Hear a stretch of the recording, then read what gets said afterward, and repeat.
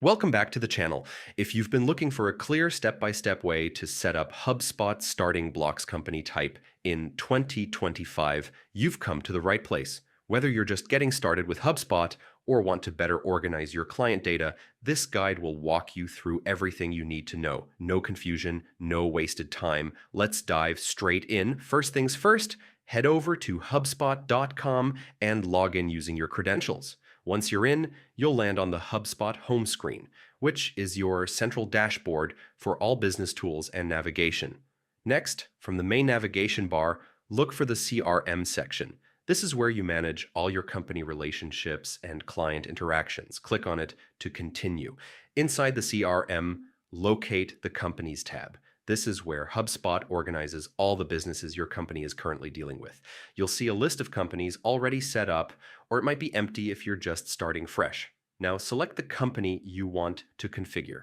This step is crucial because each company in HubSpot can have its own unique settings and data points. Once you're in that company's profile, look for the option labeled Client Type.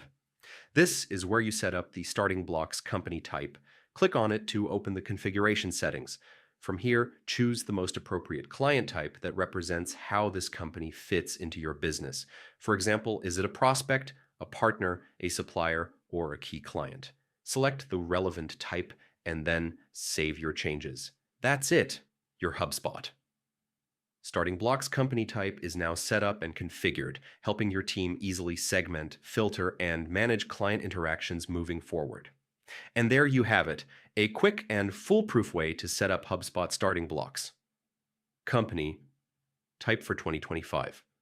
By following these steps, you'll make your CRM more organized and efficient, setting your team up for better client management and clearer reporting. If you found this tutorial helpful, hit that like button, subscribe for more HubSpot tips, and drop your questions in the comments below. I'm always here to help. Thanks for watching, and I'll see you in the next one.